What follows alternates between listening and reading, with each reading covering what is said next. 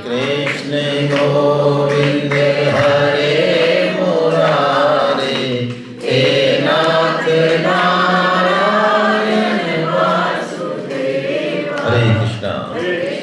वसुदेव सुतं देवं कंस चाणूरमर्दनं, देवकी परमानंदं, कृष्णं वंदे जगद्गुरु। आप सभी वैष्णव जनों के चरणों में वंदन। हरे कृष्णा। अब हम जो अध्याय ले रहे हैं ये है भक्ति योग, है ना। तो भक्ति की चरम अवस्था को भगवान यहाँ बता रहे हैं। कुरुक्षेत्र का ग्रुप कौन से नाम से? 7 से 9 लिखा हुआ। अच्छा। नहीं, पहले 7 से 9 लिख रहा है शायद। हाँ ठीक है, चलिए। तो भक्ति एक ऐसी विलक्षण चीज है, भगवान को भक्ति चाहिए, प्रेम चाहिए। एक ऐसी चीज जिसके भगवान भूखे हैं, हम सब भी भूखे हैं। भगवान को ज्ञान नहीं चाहिए, पांडित्य नहीं चाहिए, बड़े बड़े काम नहीं चाहिए, तो सब इसका आधार तो भगवान है। सब कुछ है भगवान के पास, सब कुछ उन्हीं से आया, लेकिन फिर भी एक कमी है भगवान के पास। उसी लिए ये सृष्टि बनाई उन्होंने, वरना तो क्या कारण है? उसी लिए हमको बनाया। क्या कमी है भगवान के पास? भगवान भी प्रेम के। प्लीज अब बात मत करो, प्लीज। किसी की दिक्कत हो इधर आ जाओ भाई, बात मत करो। तो भगवान प्रेम के भूखे हैं, और ये प्रेम ऐसी चीज है कि जितना मिलता है उतना तृप्ति नहीं होती, उल्टी तृप्ति होती भी और अतृप्ति भी रहती है। ये बड़ी जोरदार बात है। आपका बेटा आपके पास 10 दिन रह ले और महीना भर रह ले, तो उसके बाद जाते समय तो आपको टेंशन नहीं होती है, और 2 दिन रहे तब भी रहती है। ये प्रेम की अवस्था इतनी विलक्षण है कि इसका वर्णन नहीं कर सकती। वाणी में वर्णन नहीं है, शास्त्रों में भी वर्णन नहीं है। भगवान श्री कृष्ण और राधा जी ये करोड़ों अरबों सालों से आपस में मिले ही हुए हैं, प्रेम ही है, मतलब साथ ही है, मिलन ही है इनका। लेकिन मिलन होते हुए भी इनको मिलने का जो इतना लंबा समय, वो भी ऐसा लगता है जैसे सेकंड है, और अब बस बिछुड़ने वाले हैं, ऐसा लगता है। जैसा कि कल उदाहरण आया ना, दीपावली की 1 महीने की छुट्टियां आए और हम सोचते हैं होमवर्क बाद में कर लेंगे, तो पता ही नहीं चलता वो छुट्टी हमारी कब गई है। तो प्रेम की अवस्था बहुत विलक्षण है। एक कवि हुए वृंदावन के, उन्होंने कहा, अरबरात मिलवे को निस दिन, मिले ही रहत मन मिलहु कबहु ना। बहुत गहरी कविता है। अरबरात यानी लगातार करोड़ों सालों, अरबरात मिलवे को निस दिन, मिले ही रहत मन मिलहु कबहु ना। और भगवत रसिक रसिक की बातें, रस के बिना को समझ सके ना। प्रेम की गहराई को वही समझ सकता है जिसने निष्काम प्रेम किया है ना। माता के हृदय को कौन जान सकता है? बच्चा भी नहीं जान सकता, पिता भी नहीं जान सकता। माता के हृदय को माता ही जानती है ना। जाके पैर ना फटी बिबाई सो का जाने। तो ये प्रेम एक ऐसी ताकत है, ऐसा बंधन है जो बंधन होते हुए भी बंधन नहीं है, और भगवान इस बंधन में बसने को तैयार है। प्रेम के चक्कर में, भक्ति के चक्कर में भगवान अपने राजापने को, सर्वसमर्थपने को भूल जाते हैं और भक्तों के पीछे पीछे घूमते हैं। ऐसे छोटे छोटे काम करते हैं, भगवान भक्तों से पिट जाते हैं, बोलो, है ना। तो आइए हम एक भजन लेते हैं, आपको मैंने ग्रुप में शेयर किया है ना, जिससे कि भक्ति के बारे में क्या भाव है वो हम देखते हैं, है ना। जो ग्रुप में नहीं है वो बिना हल्ला करे दूसरे से ले लें, चुपचाप, घोषणा नहीं करें कि हम नहीं हैं। मेरे पीछे पीछे बोल सकते हैं आप चाहें तो। ऐसो चटक मटक तो ठाकुर तीनों लोकन में हूँ नाय। ऐसो चटक मटक तो ठाकुर तीनों लोकन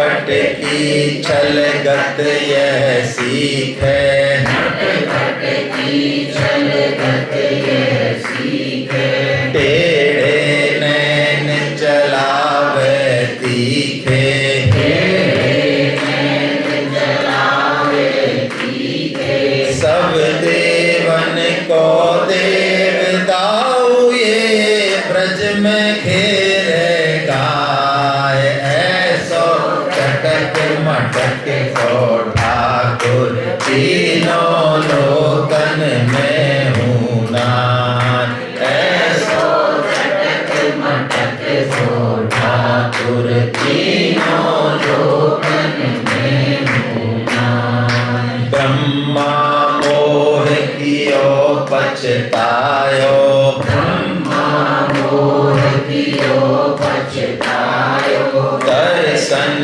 को शिव ब्रज में आयो, दर्शन को शिव ब्रज में आयो। मान इंद्र को दूर भगायो, मान इंद्र को दूर भगायो। ऐसो वैभव बारो दाऊ ब्रज में गाई खाए। ऐसो चटक मटक को ठाकुर तीनों लोकन में हूँ नाय।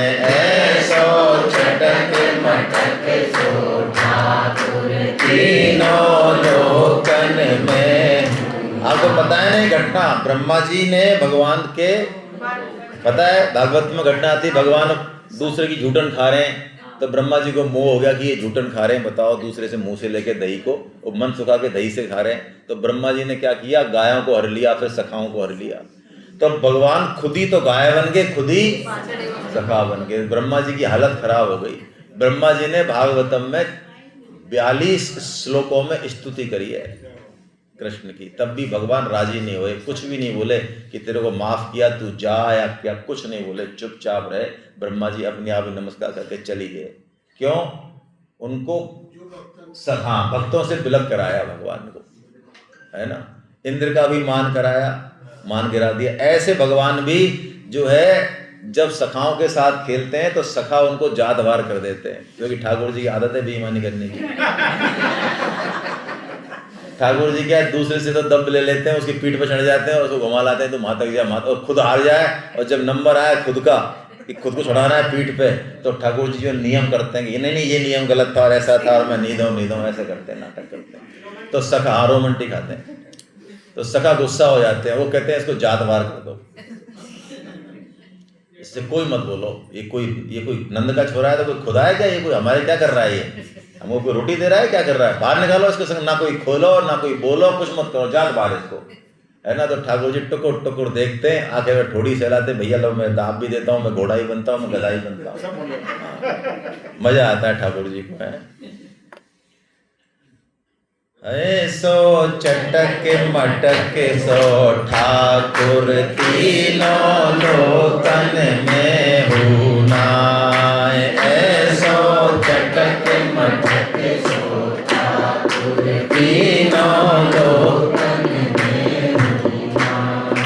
बड़े बड़े असुरन को मार्यो, बड़े बड़े असुरन को मार्यो। नाग कालिया पकड़ पछाड़ो, नाग कालिया पकड़ पछाड़ो। 7 दिना तक गिरवर धार्यो, 7 दिना तक गिरवर धार्यो। ऐसो बलि तऊ ग्वालन पे खेलत में पिट जाए। ऐसो चटक मटक सो ठाकुर तीनों लोकन में हूँ नाय।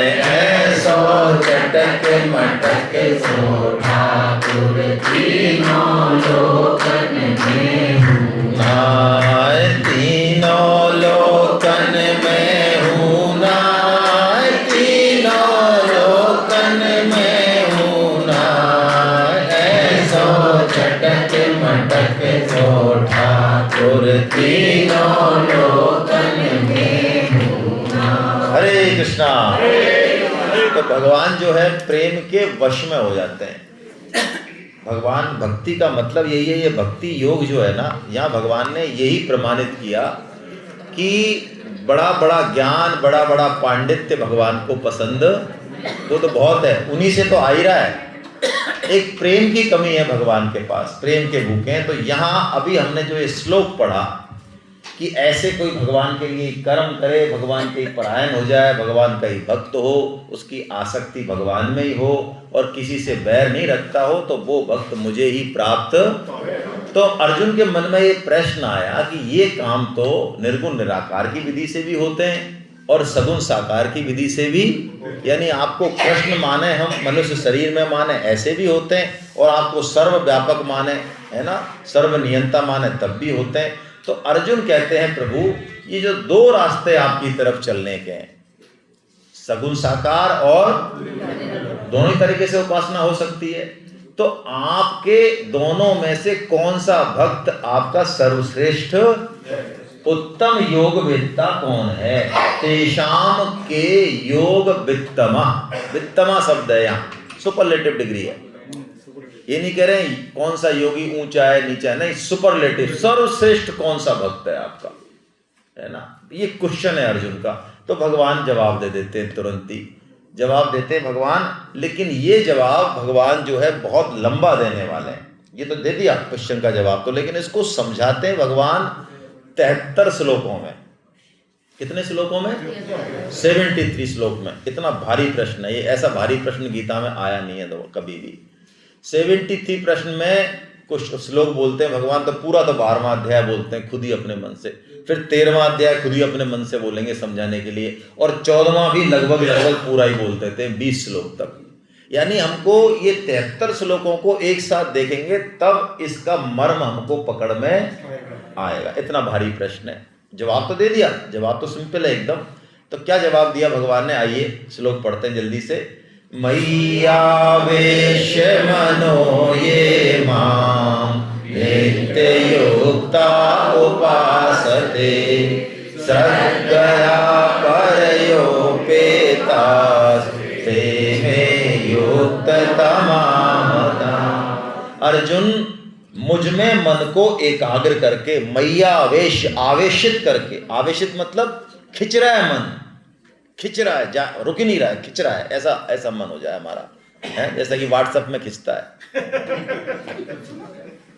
गीता की क्लास में, सेमिनार में 2-3 घंटा किसी को बिठा दो और कमरे में जाते ही सबसे पहले ये हमारा व्हाट्सएप 3 घंटे से बंद था कि दुनिया में कोई भूकंप तो नहीं आ गया, कि दुनिया पलट तो नहीं गई है। हम व्हाट्सएप चलाते तो दुनिया चल रही है, क्या पता हमारे व्हाट्सएप बंद करने से दुनिया बंद हो जाए। तो तुरंत व्हाट्सएप को संभालना है? तो ऐसा मन जैसा व्हाट्सएप में खिंचे, ऐसा मन हमारा गीता की क्लास में और गीता में और भगवान के काम में खिंच जाए। ये है मय्यावेश, आवेशित चित्त, चार्ज चित्त। और दूसरा, निरंतर मेरे भजन ध्यान में लगे हुए भक्त, अतिशय श्रद्धा से युक्त होकर जो मुझ सगुण साकार परमेश्वर को भजते हैं, वे मुझे योगियों में अति उत्तम योगी। यानी जवाब बड़ा स्पष्ट है, जो भगवान के कृष्ण रूप की, राम रूप की सगुण साकार की उपासना करते हैं, वो भक्त सर्वश्रेष्ठ योगी है, कह दिया भगवान ने। अब इसका कुछ भी अर्थ करें, निर्गुण निराकार वाले और आर्य समाज वाले और वेदांती, समझ में तो आ रही है। तोड़ दो भली शब्दों को कैसे भी, लेकिन बात तो बहुत स्पष्ट है। सगुण साकार की उपासना करने वालों को भगवान ने सर्वश्रेष्ठ, निर्गुण निराकार वाले भगवान के श्री कृष्ण स्वरूप को, श्री राम स्वरूप को नहीं मानते। मानते मतलब ये ऐसे ही अवतार है, बस अच्छे महापुरुष हैं। ये भगवान तो निर्गुण होता है, भगवान तो सर्वव्यापक होता है, भगवान तो कण कण में होता है, भगवान ऐसे मनुष्य शरीर का नहीं होता है, ऐसा मानना है उनका। अरे स्वामी जी कहते हैं ऐसी सोच अपने भगवान के पर कतरना है, उसकी सामर्थ्य में कमी करना है। यदि निर्गुण निराकार के भगवान सामर्थ्य उनकी ऐसी है कि वो सगुण रूप धारण नहीं कर सकते, तो बोलो वो कमजोर होए कि ताकतवर होए? कमजोरी तो है। भगवान तो सगुण भी हैं, निर्गुण भी हैं, साकार भी हैं, और अरे निर्गुण निराकार वाले ये तो मानते हैं ना कि उन्हीं भगवान से हम आए, ये तो मानते हैं। तो हम कैसे हैं बताओ, सगुण है कि निर्गुण है? अभी सगुण है, निर्गुण है, साकार है कि निराकार है? अभी तो बताओ, निराकार से साकार कहां से आ गया, निर्गुण से सगुण कहां से आ गए? यानी यहाँ भगवान का, अर्जुन का जो प्रश्न है ये बहुत महत्वपूर्ण है। हम जो अपनी बुद्धि में एक राय बना लेते हैं और उस राय के आधार पर आपस में लड़ते हैं, ये काम हजारों लाखों सालों से हिंदू धर्म में हो रहा है। बड़े बड़े संप्रदाय, बड़े बड़े जो है मठाधीश, जिनकी खूब बढ़िया किताबें हैं, सब चीज़ें विद्वान, वो भी इस क्वेश्चन पे तो उलझते हैं और आपस में एक दूसरे को पसंद, जैसे कि मैं शास्त्र की बात बताऊं, यदि सुनने में बुरी लगेगी, खैर वैष्णवों के ग्रंथों में ये है, पुराणों में, कि यदि आपको त्रिपुंडधारी दिख जाए तो गंगा स्नान करो, नहीं तो नरक जाओगे। बताओ। और त्रिपुंडधारी कहते कि ये वैष्णव जो है ना, ऐसा तिलक लगाने वाले, खड़ा वैष्णव मतलब खड़ा तिलक, और शैव लगाते हैं आड़ा तिलक, उनके भी ऐसे ही लिखा हुआ है कि ऐसे मान लो किसी दुष्ट का दर्शन कर लिया हो, ऐसे दर्शन है। अब ये क्या है? जबकि तुलसीदास जी महाराज ने इस झगड़े को खत्म किया। उन्होंने कहा भगवान शिव और भगवान विष्णु ये एक ही हैं, शिवस्य हृदयम विष्णु, विष्णु हृदय शिव। और यही बात उन्होंने सब जगह कही, पूरी एक एक चौपाइयों में कही। उन्होंने यहाँ तक कह दिया, भगवान श्री राम के मुंह से ये तक कहलवा दिया कि यदि भगवान शिव के प्रति आपकी निष्ठा नहीं है, आपका द्वेष है, तो आपको जिंदगी में भगवान नहीं मिलने वाले हैं। हाँ, बहुत सारी चौपाइयाँ, शिवद्रोही मम दास कहावा, है ना, और वो एक गुप्त मत, है ना, कहूँ हाथ कर जोर।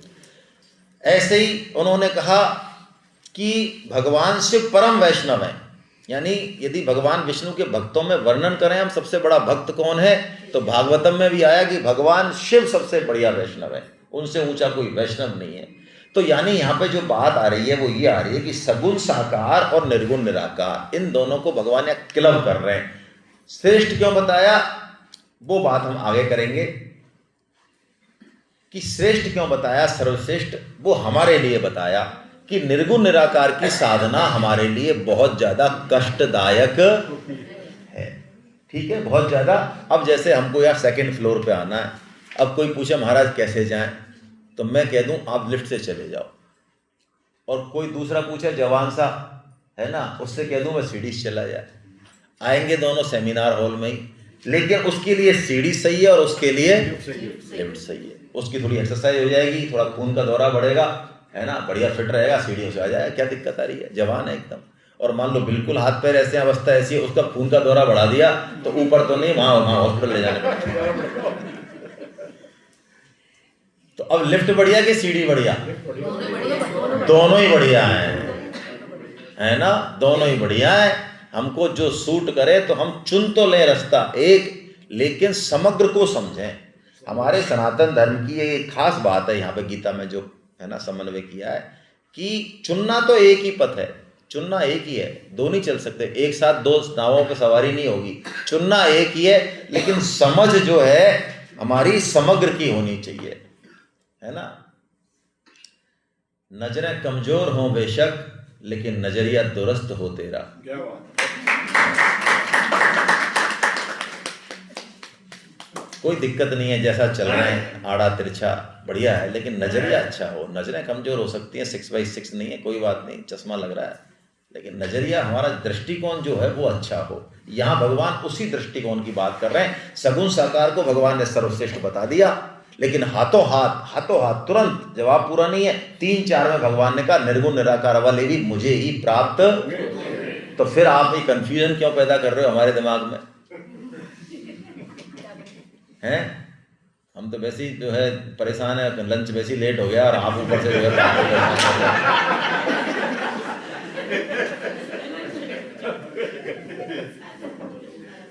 आप कभी व्रत करो, व्रत यदि 24 घंटे का बढ़िया वाला व्रत करो, यदि अच्छा वाला, मतलब है ना, ऐसे नहीं कभी ये खा लिया और वो खा लिया, कभी कुट्टू के अकौड़े और कभी देसी घी में डाल दिए, और कभी क्या आ रहा है, वो पेट परेशान हो जाता है कि एकादशी को तो ये बहुत बड़ी बम्बार्डमेंट करते हैं भैया, काहे के इतना सारा माल आता है, पचाते पचाते मैं परेशान हो गया। वो वाला व्रत नहीं, बढ़िया वाला व्रत यदि हम करें और रात को मान लो चंद्रमा, पूर्ण चंद्रमा हो, तो उस पूर्ण चंद्रमा को देखते देखते रुमाली रोटी सी दिखती है एकदम।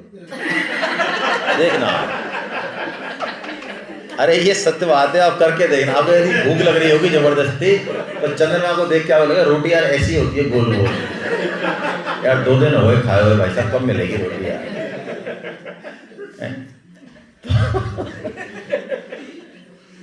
तो सगुण साकार भगवान जो है कह रहे हैं, सगुण साकार सर्वश्रेष्ठ है, निर्गुण भी मुझे ही प्राप्त, फर्क कुछ नहीं है, दोनों के फल में फर्क नहीं है, रास्ते कठिन है किसके लिए? हाँ, निर्गुण वालों की। तो भगवान वही बात बता रहे हैं यहाँ पर इस श्लोक में। मैं सिर्फ इस श्लोक को बस वो कर रहा हूँ, पढ़ नहीं रहा हूँ, कि जब तक हमारे अंदर देहाभिमान है, जब तक, यानी हमने देह से संबंध किसने नहीं जोड़ रखा? बोलो।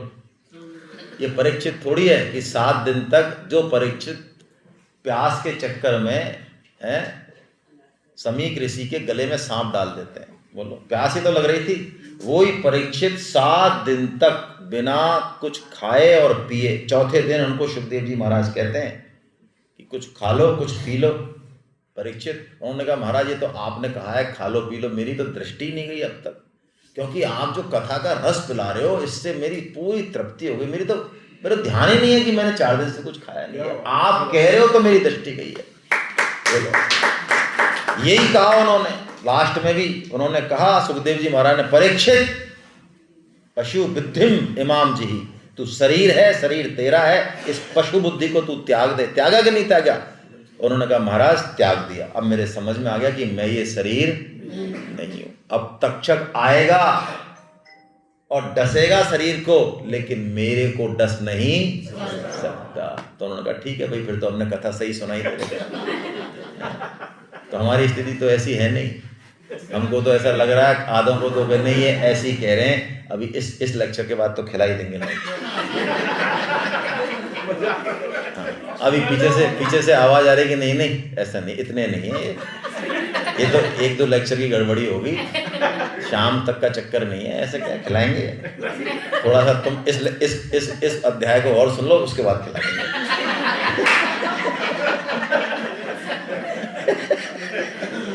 तो जब तक हमारा देहाभिमान है, देहाभिमान मतलब देह से अपनापन है, पकड़ है, जो कि है हम सबकी है। हम बीमार हो जाएं, उंगली में थोड़ी लग जाए, हमारी हालत खराब हो जाता है, हमारे मन का कंसंट्रेशन खराब हो जाता है। इस शरीर को माला पहना देते हम छत के उछल जाते हैं, और इस शरीर का कोई अपमान कर दे, इसको 2 नींद पूछे, हमारी भट्टी बुझ जाती है, ले हमारी क्या इज्जत रखी देने यार, है ना।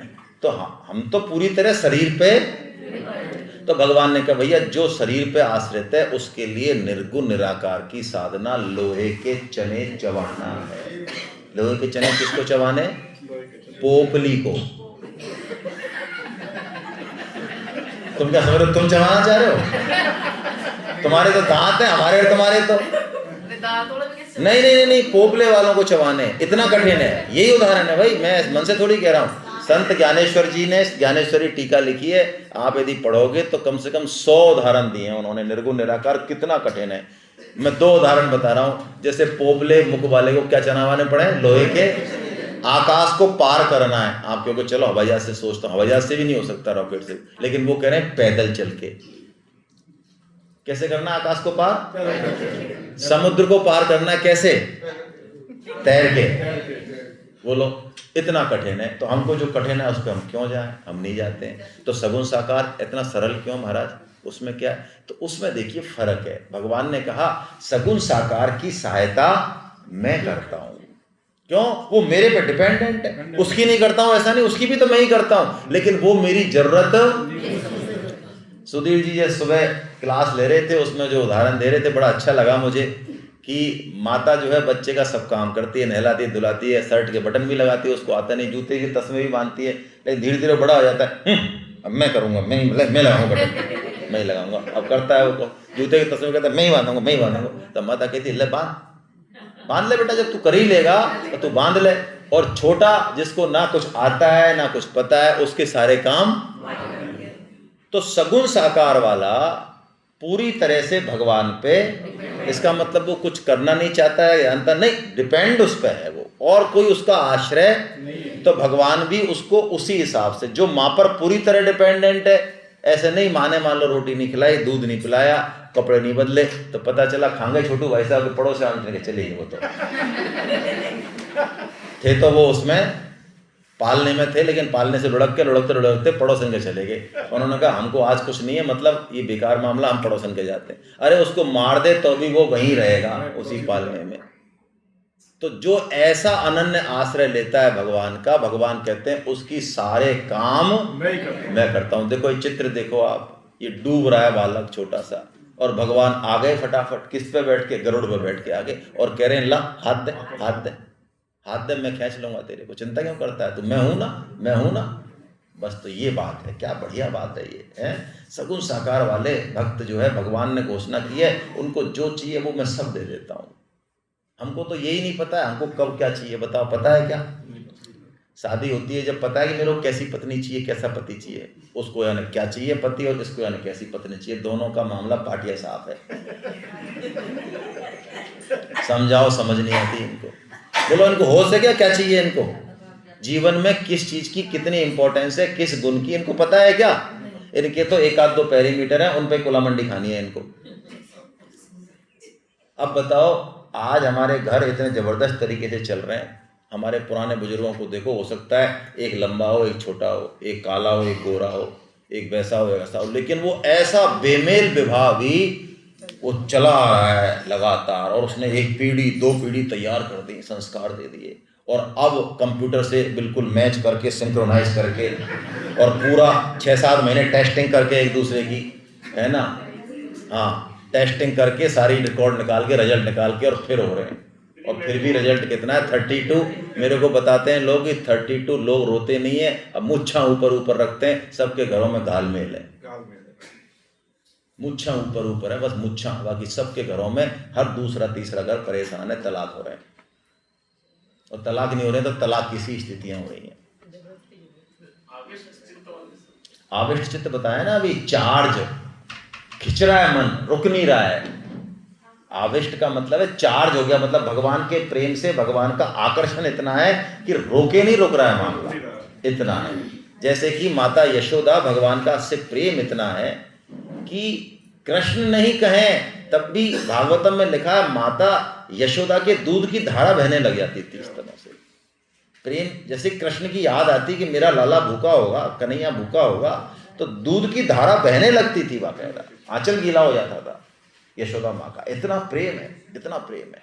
यहाँ तक कि जब वो मक्खन निकाल रही है, पद्मावती गाय का वर्णन है एक ही श्लोक में, बड़ा प्यारा श्लोक है भागवतम का, है ना, पूरी तरह से तैयार होकर भगवान कृष्ण की सेवा कर रही हैं, लोरी गा रही हैं, उस समय भी उनका भाव ये है कि ये मक्खन कब निकले यहाँ से और कैसे मैं इसको लाला को खिलाऊंगी। ये आविष्ट चित्त है कि चाहे बल्कि कोई काम कर रहे हैं, झाड़ू लगा रहे हैं, पोंछा कर रहे हैं, रोटी बना रहे हैं, मक्खन निकाल रहे हैं, कृष्ण कृष्ण ही मन बुद्धि में बसे हुए, ये आविष्ट चित्त है। ठीक है, अब भगवान ने सगुण साकार की उपासना करनी है यदि हमको, तो 4 रास्ते बताए, छोटे छोटे, जल्दी जल्दी हम ले लेते हैं, भूख लग रही है।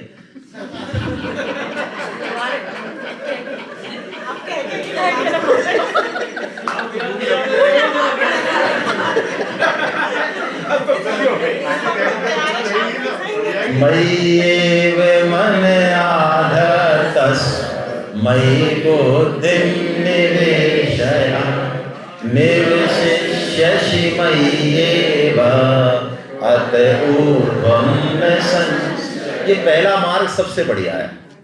क्या करना है हमको? भगवान कहे तू मन बुद्धि को मुझ में ही लगा दे।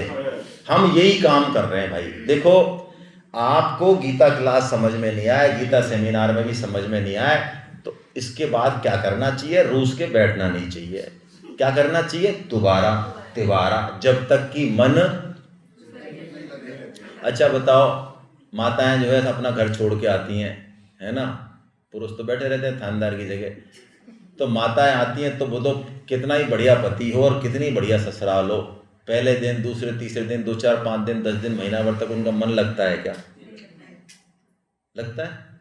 अच्छा, उसके यहाँ झोंपड़ी है, चटनी से रोटी खा रहे हैं, वल्ली, यहाँ महल है और यहाँ बढ़िया प्रेम भी मिल रहा है, लेकिन उसका मन शुरू में कहाँ रहता है? अब वो, उसके बच्चे हो गए, बच्चों की भी शादी हो गई, उनके भी बच्चे हो गए, और उनकी भी शादी हो गई और अब पोते की बहू आई है। कौन आई है? पोते की बहू। और पोते की भाई बहू ने कुछ काम कोई खराब कर दिया। अकाल की छोरी मारो घर खराब करे। हाँ, पराए घर की जाई मारो घर बिगाड़े, मारो घर थारो घर। अच्छा तो तू खा की जाइए।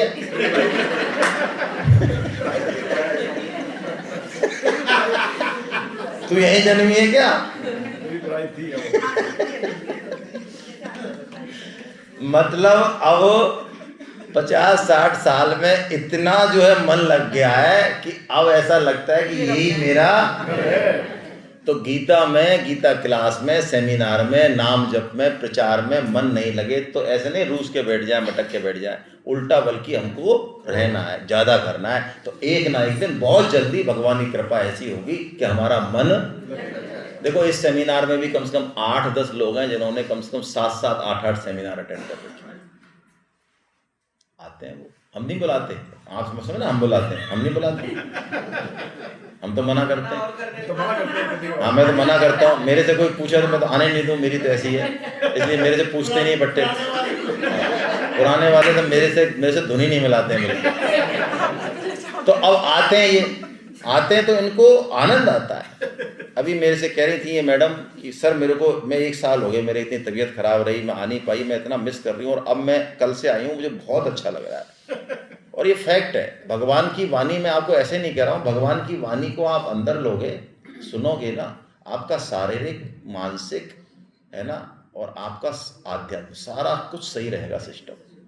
मैं तो यहाँ तक कहता हूँ, इस बात का मैं प्रमाण नहीं दूंगा और जिद भी मत करना। मैं तो ये कहता हूँ आपकी बड़ी से बड़ी बीमारी भी भगवान की वाणी से ठीक होती है, और ठीक भी नहीं होती है तो वो जो जितना पेन देगी, पीड़ा देगी, उसका 10% भी नहीं रहेगा, चाहे कैंसर हो भले। मेरा तो ऐसा मानना है, मैं इसका जवाब नहीं दूंगा, ये मेरा विश्वास है, बस ऐसा मान लो। तो हम क्या करें, मन बुद्धि को किस में लगा दें? तो भगवान गारंटी ले रहे हैं कि तू फिर मुझको ही प्राप्त होगा, इसमें संशय। क्या बढ़िया बात, कितनी प्यारी बात है, बताओ कितना सरल रास्ता है ये, कि हमको मन बुद्धि को भगवान में लगाना है। ऑफिस का काम करते समय, घर का, माताएं घर में रोटी बनाए तो बस भगवान कृष्ण। मैं तो कह रहा हूँ हमारे परम श्रद्धेय अनिरुद्ध महाराज जी जो 6 लाख नाम जप करते हैं, उन्होंने इतनी बढ़िया बात बताई हमारे लिए, इतना सरल फार्मूला, गीता से भी सरल फार्मूला संत बता देते हैं, यदि शुद्ध भक्त है तो, है ना। थोड़ा सा मैं इसमें, आप बुरा मत मानना, थोड़ा फर्जीवाड़ा बहुत है आजकल, और माताएं जो है फर्जीवाड़े में खूब कुलामंडी खाती हैं। उनको कोई भी बेच दिख जाए कुलामंडी खा जाती हैं, उनका है ही, उनका बनाए ऐसा, उनको श्रद्धा है उनके अंदर, लेकिन 90% से ऊपर फर्जीवाड़ा है ना। स्वामी जी, सेठ जी और भाई जी की वाणी को ही आप आधार माने, इधर उधर ज़्यादा भटकने की जरूरत नहीं है। अनिरुद्ध प्रभु जी महाराज ये कहते हैं कि यदि 3 महीने कोई माता ये काम कर ले जो वो बता रहे हैं, तो घर के सारे सदस्यों में भक्ति प्रकट हो जाएगी, उसकी तो बात ही छोड़ो। ये उन्होंने कहा, ये मैं नहीं कह रहा हूँ, ये प्रत्यक्ष है। वो कहते हैं एक तो चप्पल बंद कर दो, और जब आटा उसनो तो हरि नाम जप करो, भगवान का स्मरण करो, आटे में भगवान घुस गए। सब्जी काटो तब हरि नाम जप करो, सब्जी में भगवान घुस गए। रोटी बनाओ, जो भी काम करो, यदि ऐसे उन्होंने रसोई बनाई और इसी भाव से खिलाई, 3 महीने के अंदर दुष्ट से दुष्ट पानी, नास्तिक से नास्तिक भी आस्तिक हो जाएगा। ये अनिरुद्ध प्रभु जी का कहना है। और बताओ, हम यदि दूसरे को कोई हमारी वजह से आस्तिक बन जाए हैं, उसका कल्याण हो जाए, तो क्या हमारा कल्याण नहीं होगा? हमारा तो पहले होगा भाई। तो भगवान ने ये बताया, तू मन बुद्धि को मुझ में लगा दे। अब भगवान दूसरा रास्ता बताते हैं, तू नहीं लगा पाए तो अभ्यास कर, अभ्यास योग कर, यानी ध्यान रख इस चीज का, संग कर वैष्णवों का, नाम जप कर, ये ऐसा कर, अभ्यास कर। भगवान तीसरा रास्ता बताते हैं, तू अभ्यास भी नहीं कर सके कि महाराज मेरे से तो नहीं हो अभ्यास, तो भगवान कह रहे हैं तू ऐसा कर, तू ये मान ले कि तू हर कर्म मेरे लिए कर रहा है, ये मेरा परिवार है, इनकी तू सेवा का दायित्व है, इनको कमाने खाने का दायित्व है, ये तेरा ऑफिस का काम है, ये भी मेरी पूजा है, इससे भी तू हर कर्म मेरे लिए कर रहा है, ऐसा तू मान ले। अब ये बहुत कलाकार आदमी है, ये ना तो पहले रास्ते माने, ना दूसरे रास्ते माने, और ना ये कह रहा है नहीं भाई साहब मैं तो मेरे लिए ही काम करूंगा, मैं आपके लिए काम नहीं करता, ना मन बुद्धि मेरे जाए आपकी तरफ, मैं तो बिल्कुल ठोट की ठोट बैठा हूँ एकदम। अब बोलो क्या करोगे? तो भगवान ने कहा तेरे को चौथा रास्ता बताता हूँ, लास्ट। कौन सा? भगवान क्या कह रहे हैं, बड़ा प्यारा बात बताई भगवान ने। देख, मैंने तेरे को ये समझा दिया गीता में पहले ही कई बार कि तेरा अधिकार कर्म करने में है, फल में नहीं है ना। वास्तव में भी नहीं। हम देखते हैं जीवन में, परिवार में हम कई निर्णय ऐसे लेते हैं, संबंधों में खूब सोच समझ के लेते हैं, बिजनेस में, लेकिन उसका फल उल्टा आता है। बहुत सारे फैक्टर्स हैं उस फल में, इसलिए फल हमारे हाथ में वास्तव में नहीं है। फैक्ट है ये। हम कर्म का कौशल तो बढ़ा सकते हैं, बढ़ाना चाहिए, लेकिन फल हमारे हाथ में, फल भगवान थे। तो जो हमारे हाथ में ही नहीं है उसकी चिंता हम। अब बताओ, कॉपी मेरे को नहीं जांचनी, लेकिन मैं आंसर लिख रहा हूँ एग्जाम में, मैं कह रहा हूँ यार नंबर मिलेंगे कि नहीं मिलेंगे, नंबर मिलेंगे कि नहीं मिलेंगे। ऐसा तो नहीं मास्टर इसको इस प्रश्न को पूरा पढ़े ही नहीं, पन्ना ही पलट दे, पट्टा जीरो मार दे। अब बताओ ये क्या चल रहा है, ये क्या चल रहा है। अब मैं ठीक से लिख पाऊंगा अपना? नहीं लिख पाऊंगा। मेरे को कॉपी चेक करनी नहीं, जिसको चेक करनी है वो जाने। मेरा काम है जो मेरे को आता है उसको अच्छे से अच्छा लिखना। तो भगवान कहते हैं तू फल का त्याग कर दे। कितनी बढ़िया बात। तो हम त्याग कर दें तो भी भगवान को प्राप्त हो जाएंगे, ऐसा भगवान ने कहा। अब भगवान ने इन चारों का कंपैरिजन किया, है ना, और इसमें चौथे साधन को भगवान ने सर्वश्रेष्ठ कहा। मैंने आज आपको पहला कहा, लेकिन भगवान की बात को ही मानना चाहिए। चौथा साधन भगवान ने कहा ये सबसे ऊंचा साधन है। तो भगवान ने पहले इनका कंपैरिजन किया, वो हम देख लेते हैं। श्रेयो हि ज्ञानमभ्यासा ज्ञानाध्यानं विशिष्यते ध्यानात् कर्म फल त्यागस् त्यागात् शान्तिरनन्तरम्। त्यागात् शान्तिरनन्तरम्। इससे पहले जो आधा सह लग रहा है ये उधर बोलेगा, लग तो इधर रहा लेकिन उधर ही बोल के आना पड़ेगा, इधर नहीं बोल सकता है ना। त्यागस बोलेंगे हम, त्यागस, इधर नहीं बोल सकते इसको। भगवान कह रहे हैं अभ्यास से ज्ञान श्रेष्ठ है। वाह क्या बात है। इसको हम जीवन में देखें अपने में। हम ज्यादातर भक्ति के नाम पे जो भी क्रियाएं करते हैं वो सब अभ्यास है। मैं लोगों को सुनता हूँ, भाई साहब बड़ी मुश्किल से अब हमारी पार हो गई, अब हमने पिछले 4 साल में जो है 11 शिवलिंग कर लिए, बस अब हमारे इतने और बचने हैं, ठाकुर जी उनको ही पूरा करा दे। ठीक है भाई, शिवलिंग कराओ, दर्शन कराओ, बुरी बात तो नहीं है, लेकिन इससे कुछ भी होने जाने वाला नहीं है। ये हाथ पैरों को तोड़ने से कोई मतलब नहीं है। बुढ़ापे में पूरे ऑल ओवर इंडिया घूमने से, पैसा है ठीक है, पैसे का जोर है, इस चक्कर में तोड़ रहे हो, वो तो हमें पता है। ये अभ्यास है, अभ्यास। पता है नहीं शिव तत्व क्या है, भगवान शिव की रहनी करनी क्या है, उसका आचरण जीवन में लाना नहीं है ना। चक्कर खा रहे हैं, कभी किसी पीपल के पेड़ के, किसी कौन सा, उल्टे सीधे जितने भी काम चल रहे हैं वो सब अभ्यास की श्रेणी में। मैं ये नहीं कह रहा हूँ इसको बंद कर दें, ध्यान रखना, आप उल्टा मत समझ लेना। नहीं करने वालों से ये श्रेष्ठ है। जो ज्ञान दे रहे हैं सोफे पे बैठ बैठ के, पीपल की पेड़ से पूजा से क्या होता है, वो करना धरना कुछ नहीं है ना, वो घटिया है। उससे वो बढ़िया जो कम से कम पीपल के पेड़ के चक्कर लगा रहा है या लगा रही है, उसको ऑक्सीजन तो मिल रही है। लेकिन सिर्फ चक्कर लगाने से या किसी भी कर्म कांड को करने भर से हमारा भला नहीं होगा। ऋषिकेश में सेमिनार होती है, आप में से कई लोगों ने की होगी, कितने लोगों ने की है? काफी लोगों ने की है। तो ऋषिकेश में सेमिनार में अब लोग मानने लगे ना, शुरू में पहले दिन नाश्ता किया और पहुंच गए नीलकंठ के दर्शन करने, और पूरी सेमिनार का जो है, आपको पता है, मैं आपको एक इन्फॉर्मेशन देता हूँ। परम श्रद्धेय स्वामी जी महाराज 30 साल रहे, कहाँ पर? ऋषिकेश में, उसी गीता भवन नंबर 3 में। वो एक बार भी नीलकंठ नहीं गए। इसका मतलब उनको भगवान शिव से द्वेष था क्या? मानते नहीं थे क्या? भगवान नहीं मानते थे क्या उनको? उनकी बराबर कौन मानेगा? हम मान सकते हैं क्या? कहने का मतलब क्या है इसमें, ये जो इधर उधर के जो अभ्यास हम करते रहते हैं ना, इससे तो उस तत्व से हम ज्ञान लें। जैसे चावल को अक्षत कहते हैं, अक्षत कहते हैं ना, कब कहते हैं? जब कोई पूजा के समय, शादी ब्याह के संबंध में रोली में, केसर में मिला के, तो अक्षत का मतलब है कि हम भगवान से प्रार्थना कर रहे हैं कि ये पूजा या ये जो पति पत्नी का संबंध है या जो भी है, ये अक्षत हो जाए, है ना, क्षरण नहीं हो, ऐसे नहीं दुर्घटना हो जाए बीच में ये। तो अब तिलक तो लगा रहे, अच्छी बात है, लगाना चाहिए, लेकिन तिलक लगाने के पीछे यदि ये भाव भी पता हो तो आपका भाव संप्रेषण भी हो जाएगा। अब सिर्फ ज्ञान ही ज्ञान हो, लेकिन करना धरना कुछ नहीं है ना। ना तो सगुने माने ना निर्गुणे माने, तो सगुन भी गया और निर्गुण भी गया, बेगुनी बैगुन रह गया, बैंगन बन गया वो। ना तो सगुन माने ना निर्गुण माने, तो अब कोई गुण नहीं बचा, बैगुन रह गया। तो ये बैगुन, भगवान कह रहे हैं ज्ञान ही ज्ञान हो लेकिन करने के लिए कुछ तैयार नहीं है वो आदमी, तो करना और भी इंपॉर्टेंट है, ज्ञान से भी इंपॉर्टेंट। एक मन उपदेश और एक तोला आचरण, तराजू में एक मन तो गीता की और शास्त्रों की बातें, एक मन, और इधर आचरण है कितना सा, एक तोला। स्वामी जी कहते हैं ये श्रेष्ठ है। ज्ञानात् ध्यानम विशिष्य, ये श्रेष्ठ है। लेकिन ध्यान करें तो सही, लेकिन कर्ता भाव बना हुआ है, ऊंचे ऊंचे कर्म कर रहे हैं, हाथ पैर तोड़ रहे हैं, बड़े बड़े संस्थानों में जुड़े हुए हैं, बड़े बड़े जो है हॉस्पिटलों में जैसे बताया सुधीर जी ने, यज्ञ हो रहे हैं, काम हो रहे हैं, लेकिन कर्ता भाव बना हुआ है, फलेच्छा बनी हुई है, मान बढ़ाई बनी हुई है, तो वो अच्छे अच्छे कर्म भी बांधेंगे।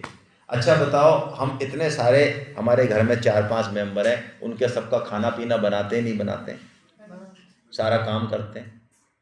भगवान तो कहते हैं बहुत छोटे से कर्म से ही मुक्ति हो जाएगी, और हम तो हाथ पैर तोड़ा रहे हैं 40 साल से। पुरुष वर्ग भी पालन तो कर ही रहा है परिवार का, दौड़ रहा है, बिजनेस भी कम नहीं है आजकल, नौकरी भी कम नहीं कर रहा है ना, रात और दिन कर रहे हैं ना काम, मुक्ति क्यों नहीं हो रही? और कौन से काम, पहाड़ पर जाके क्या पहाड़ खोदें, क्या करें मतलब? वो यही तो कर्म हमको करने दे, कर तो रहे तो हम भगवान को समर्पण नहीं। हाँ, हमको इन कर्मों के पीछे कुछ न कुछ चाहिए।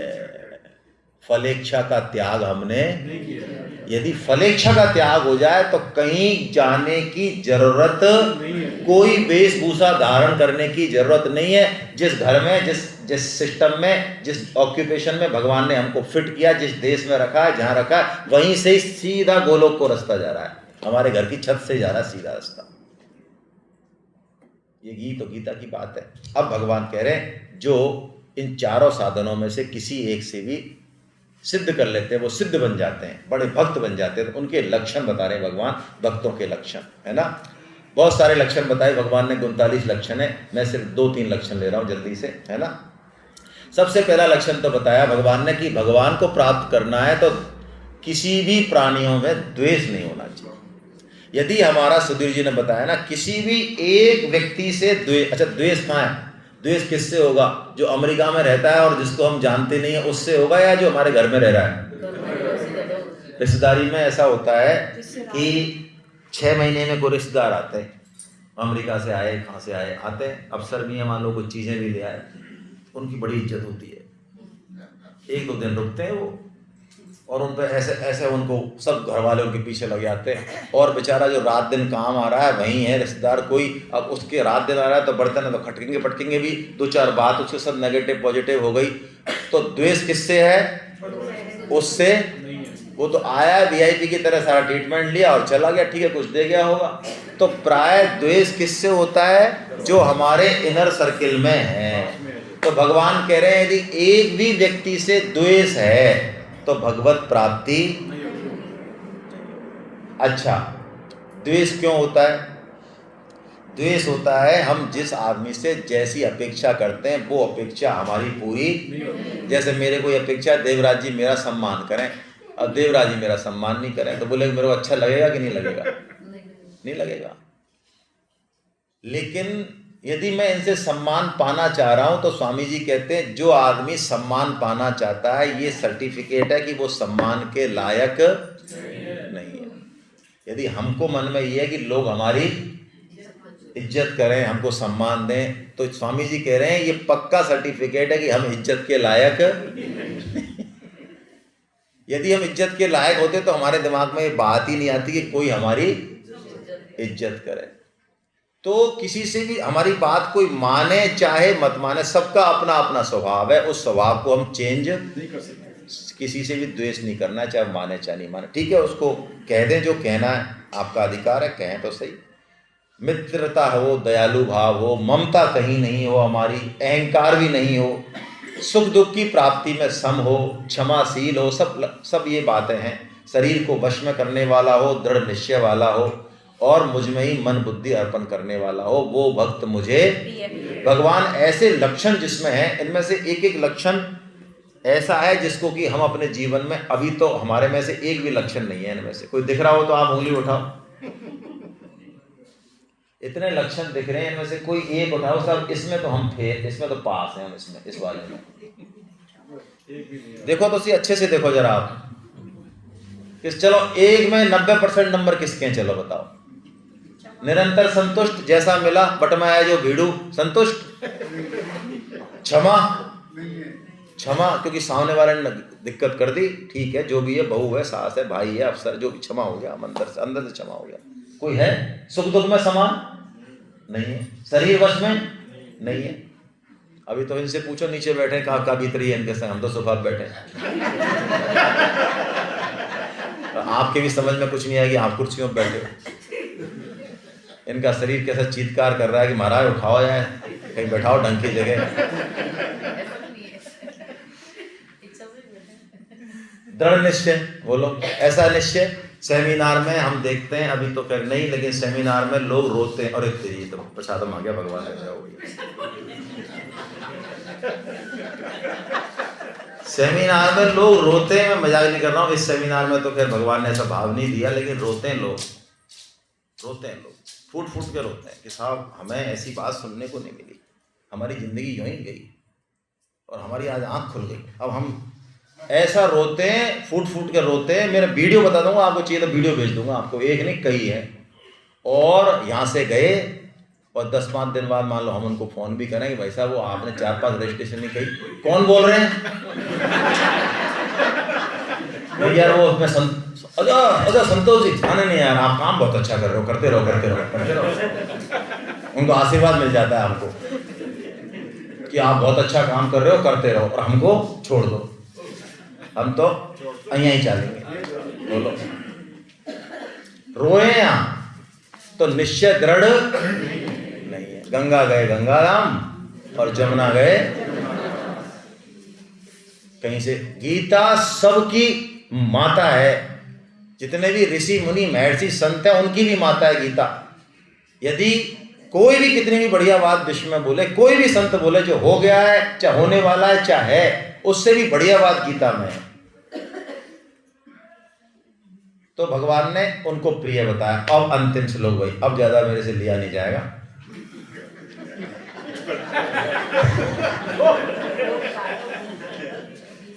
अब देखो भगवान का न्याय कैसा है, ये बड़ा जबरदस्त न्याय है भगवान का। क्या करें, जैसे क्या होता है कि छोटे भाई में और बड़े भाई में लड़ाई हुई। अब बड़ा तो उसको चाहे तो एक ही थप्पड़ में सीधा कर दे, लेकिन उसको पता है मेरा ही भाई है, और उसको छोटा जो है पीट भी रहा है बेचारे को। और जब मैया आई तो मैं रो भी रहा है कि ये लड़ाई हुई और मेरे को पीटा है, अब वो क्या करे बेचारा, बताओ। और भैया भी वह गोद में लेके भाई प्यार कर रही है, बताओ। वो बेचारा पिट भी गया, उसने ढंग से पीटा भी नहीं उसको, पीट पाट के वो चढ़ गया गोदी में, और बट्टा भी तो यही करा कि इसने मारा है मेरे को, इसने मारा है।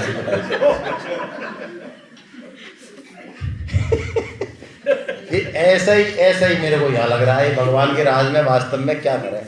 ये सिद्ध है बेचारे, सुख दुख में समान है, भगवान की सब बातों को मान रहे, उनको तो भगवान कह रहे हैं मेरे प्रिय हैं प्रिय हैं। और अब इस श्लोक में भगवान कह रहे हैं साधक, साधक यानी हमारे जैसे, जिनको अभी कुछ भी अनुभव, एक भी लक्षण अभी घटे नहीं है, उनके देखो लास्ट में देखो, लास्ट शब्द पढ़ो, भगवान क्या कह रहे हैं, वो मुझे अत्यंत, बताओ किया धरा कुछ नहीं, गिलास थोड़ा बाहर आना, और भगवान कह रहे हैं अत्यंत प्रिय। साधकों को तो क्या कह रहे हैं भगवान, और सिद्ध जो चल रही है, जिन्होंने पूरा जीवन समर्पित कर दिया, बोलो उनको क्या कह रहे हैं, प्रिय। ये ऐसे ही है, गीता में क्या करें, कुछ समझ नहीं आती है बात। लेकिन इसमें एक शर्त है। अब बताओ हमको प्रिय बनना है कि अत्यंत प्रिय बनना है? अत्यंत प्रिय बनेंगे, हम प्रिय क्यों बनेंगे? तो अत्यंत प्रिय ही हम बनेंगे साधक होते हुए भी। ये तरीका, अब इसमें क्या तरीका भैया ऐसा जो अत्यंत प्रिय कह दिया, तो इसमें एक बात भगवान ने कही, बस उस बात को हम पकड़ ले। आइए, ये तो धर्म्यामृत मिदं यथोक्तं पर्युपासते श्रद्धाना मत परमा भक्तास्ते तीव में प्रिया। ये जो मैंने बातें बोली अर्जुन, ये धर्म रूपी अमृत जो मैंने बोला, ये अमृत जो अमृत से भी ऊपर है। सुखदेव जी कथा कहने लगे तो उन्होंने, देवता आ गए अमृत का कलश लेके, उन्होंने कहा ऐसा करो सुखदेव जी की दिक्कत हो रही है ना, तो हम अमृत पिला देते हैं, फिर तक्षक उक्षक क्या बिगाड़ेगा, आप हमको ये दो और हमको कथा दो और हम आपको क्या दे दें, अमृत दे दें। सुखदेव जी हंसे, अरे कहाँ तो जो है पारसमणि और कहाँ लोहे का वो कांच है, कोई तुलना है क्या, हटो जाओ, कुछ नहीं, कोई कथा अमृत नहीं मिलेगा तुमको, भगा दिया सुखदेव जी। बोलो, भगवान कह रहे हैं ये जो मैंने अमृत कहा तेरे को गीता में, तू इसका जैसा कहा वैसा पालन कर। ओहो, यथोक्तम परि उपासते, यथा उक्तम परि उपासते, यथा उक्तम जैसा कहा वैसा, उपासना नहीं परि उपासना कहा भगवान ने। परि उपासना मतलब दिमाग को बंद कर लेना चाहिए, दिमाग में, अरे आपको कहने की क्या जरूरत है, हम तो पहले ही मरे जा रहे हैं। हमारी नजर के यहाँ थोड़ी कंप्यूटर में हमारी नजर दबाई है, और ये कह रही है कि कहीं इनको ऐसा गलत फहमी है, ये हमको ऐसा समझ रहे हैं कि शायद निगाह नहीं गई होगी, पता।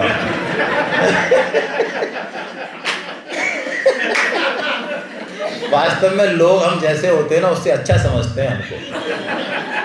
सही बताओ, ऐसा है या नहीं है? हमारे मन में जिस तरह के विचार हैं, यदि वो विचार सामने वाला पढ़ ले तो बोलो हमारी कितनी पिटाई हो जाए। सही बताओ, यदि हमारा विचार कोई पढ़ ले, ऐसी मशीन हो भाई साहब, अच्छा और इतना गंदा सोच रहा है ये, तो बताओ, तो रोज हमारी पिटाई हो जाती है, रोज सुबह शाम तक हम कितनी जगह कोटा पता ही नहीं आने। लेकिन लोग हमको जितने हम बुरे हैं उससे कम बुरा समझते हैं, और जितने अच्छे हैं उससे भगवान। तो अब हमको अत्यंत प्रिय बनने के लिए भगवान ने एक फार्मूला दिया, यथोक्तम परि उपासना। परि का मतलब उपासना यानी भगवान की बात मानना, लेकिन परि पूरी तरह से मानना। तो भगवान ने जब सारे योग कह दिए गीता में, पूरे 18 अध्याय कह दिए, अर्जुन के सारे प्रश्न खत्म, सब खत्म, तब भगवान ने एक अंतिम उपाय बताया, और उसी उपाय के कारण आज हमको गीता मिल रही है, वरना मिलती नहीं पढ़ने को। ये गीता नहीं थी भाई पहले, 100 साल पहले लोगों के पास गीता नहीं थी, हस्तलिपि थी, अशुद्धि थी। आज गीता 5-5, 2-2 रुपए मिल रही है, ये इसी उपाय के कारण है। परम श्रद्धेय सेठ जी महाराज ने, भगवान ने 2 श्लोक बोले, वो सबसे पहले पढ़े 1920 में 23 में। भगवान ने 2 श्लोक बोले, आ गए, मैं आपको चाहो तो पढ़ा देता हूँ बल्कि जल्दी से, इसमें होंगे। देखो ये श्लोक है वो, ये वाले। भगवान ने कहा कि तू यदि इस गीता का प्रचार करेगा, इसको कहेगा निष्काम भाव से, तो तू मुझे ही प्राप्त होगा, इसमें कोई संदेह नहीं। लेकिन उसके बाद और बोला भगवान ने, 69वां श्लोक ही बोला, 68 तो बोल ही दिया। भगवान ने कहा उसके समान मेरा अत्यंत प्रिय कार्य करने वाला मनुष्यों में कोई भी और पूरे भूमंडल पर कोई होगा भी नहीं। अब बोलो आप, यदि हम कुछ लोगों को गीता से जोड़ दें तो भगवान क्या कह रहे हैं कि तेरे बराबर प्रिय मेरा। सेठ जी ने तो इस श्लोक की जब व्याख्या लिखी तत्ववेशनी में, तो उन्होंने तो ये कह दिया कि यदि कोई भगवान की गीता का प्रचार करता है निष्काम भाव से, गोपियों से ज्यादा प्रिय भगवान। मैंने आपको जो निवेदन किया सुबह इसीलिए किया कि आप सब फॉर्म भर दो, नहीं तो आप जो है ना यहाँ से गए तो ये दिमाग से बात निकल जाएगी। 500 रुपये अटका दोगे तो पैसा चूंकि हाथ का महल है, तो आपकी जान अटकी रहेगी हमें। हाँ, हम फोन करेंगे तो तुम ये नहीं पूछोगे कौन बोल रहा है। 500 रुपये दे दोगे तो मैं फोन करूंगा, भाई साहब अच्छा भाई साहब कब है क्लास, कब है? हाँ याद है मुझे, मैंने फॉर्म भरा था ना, फॉर्म भरा था, याद है। फोन करते हैं सर। हाँ, आगे से फोन करें, हम नहीं कहेंगे भाई साहब हमने वो फॉर्म भरा था ना, कब लगा रहे हो क्लास आप, और पैसा हाथ का। तो फॉर्म सबको भरने, मेरा निवेदन है, और फॉर्म भरोगे, और सबको भरना तो कोई बहुत बड़ी बात नहीं मानता हूं मैं, हालांकि इसके लिए मैं प्रणाम कर रहा हूं आपको, आप मेरी बात मान रहे हो, लेकिन मैं कह रहा हूं इससे भी बड़ी बात है कि अपने घर में अपने रिश्तेदारों में कुछ फॉर्म भराओ, उसकी रॉयल्टी आएगी आपको। रॉयल्टी इनकम बहुत जबरदस्त इनकम होती है, जो जानते हैं रॉयल्टी इनकम। तो आपने 2 फॉर्म 4 फॉर्म दूसरों के भरा दिए, जिद करके भरा दिए, है ना, तो उसकी रॉयल्टी आपको मिलेगी, भगवान का काम हो जाएगा। भगवान कह रहे हैं तू फिर मुझे अत्यंत प्रिय है, फिर कोई दिक्कत नहीं है। देखिए ये कौशल जी हमारे सामने बैठी हैं कुर्सी पे, पहली कुर्सी पे। इन्होंने पिछली बार 150 रजिस्ट्रेशन करने का संकल्प लिया, बोलो। और ये कोई ऐसे भी नहीं कोई IAS अधिकारी हो या कुछ हो या बहुत बड़ी पैसे वाली हो ना, हमारे जैसे सामान्य। कितने रजिस्ट्रेशन का संकल्प लिया इन्होंने और कराए कितने? 200 कराए इस बार। हाँ देखो आप, रात और दिन लगी रहती हैं ये। और इस बार इन्होंने और भी ऊंचा लिया है और ये आचार्य भी बन रही हैं। तो इन्होंने जब आचार्य के लिए परसों पहले दिन इंटरव्यू दिया तो मेरे से एक साधक कह रहा था, इन्होंने कह दिया साहब मैं ज़्यादा तैयारी नहीं कर पाई, तो मैं अब इतना ही बोल रही हूँ जितना बोल रही हूँ। तो सुधीर जी ने, महावीर जी ने और हमने चर्चा करी कि इन्होंने कक्का नहीं बोला। चाहे सबसे, यदि 50 लोगों में सबसे ज़्यादा योग्य यदि आचार्य बनने के लिए तो कौशल जी। हमारे तायल साहब ने हमको ये सिखाया। मैं तायल साहब से लड़ता था उस समय, मुझे खूब याद है। मैं कि सर इसको बोलना, अरे संतोष जी आप चुप रहो थोड़ा सा, भगवान सब बोलना भी सिखा देंगे। भगवान का काम करने की ललक है क्या इसमें? आचार्य में वो सब काम आ जाएंगे, उसको बोलना भी आ जाएगा, उसको भगवान का ज्ञान भी हो जाएगा, गीता सब काम हो जाएंगे उसके। असली काम ये है, असली काम विद्वतापूर्ण भाषण देना नहीं है, आप जो समझते हो। मेरी खूब मुठभेड़ होती थी सर से, अब मुझे याद आती है वो बात। सर चले गए जब, मुझे भी समझ में नहीं, बात नहीं आई ज़्यादा उस समय। जब आदमी चला जाता है, जब बात समझ में आती है, तो मेरा आपसे निवेदन है, अंतिम निवेदन यही है मेरा आपसे, है ना, कि आप एक तो फॉर्म भरो, ऐसा गीता क्लास जरूर अटेंड करो। आप कोई बुद्धि मत लगाओ, मेरे पास समय नहीं है, मैं नहीं पढ़ पाऊंगा, मेरी आंख नहीं है, मेरे कान नहीं है, मेरे पास ये नहीं है, वो कुछ नहीं। फॉर्म भर दो आप तो, और लिख दो मैं जिंदगी में एक क्लास अटेंड नहीं करूंगा, ऐसे लिख दो नीचे।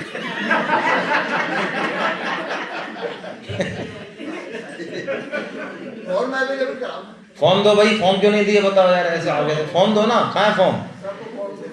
सबको दो फॉर्म, सब सर को क्या सबको दो। फॉर्म नहीं दिया अभी, मेरे पास में बुकलेट रखी है। कहाँ है फॉर्म? कहाँ है? मेरे कमरे से बुकलेट निकाल के लाओ जल्दी से, मेरे उसमें अटैची में है।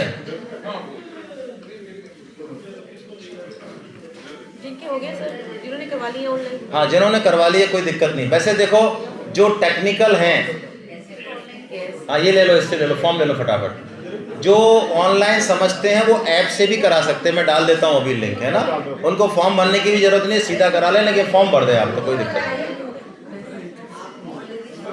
अभी वो कहाँ है फॉर्म पता नहीं है, दे दिए। अच्छा दे दो, पीछे तक जाओ, पीछे तक, रमेश जी पीछे तक जाओ।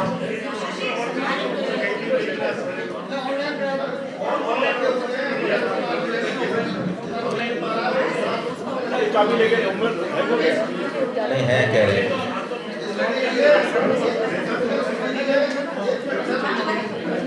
हाँ क्या कह रहे हो, क्या कह रहे हो देवी साई जी? हाँ व्हाट्सएप नंबर लिख देना और किस दिन क्लास लेनी है वो लिख देना, ठीक है। मैं बताता हूँ, चार चीजें भरनी है भाई आपको। सुनो, नाम पता ठीक से भरना और व्हाट्सएप नंबर भरना और जिस दिन क्लास लेनी है उस दिन और समय भर देना, ठीक है ना। हाँ ये भर दो और 550 रुपये कैश दे देने हैं आपको। हे नाथ, हे मेरे नाथ, आप कृपा करो, मैं आपको भूलूं नहीं। हरे कृष्णा हरे कृष्णा। चलिए आप सब फॉर्म ले लें और लंच हम करेंगे, है ना, ठीक है। हरे कृष्णा।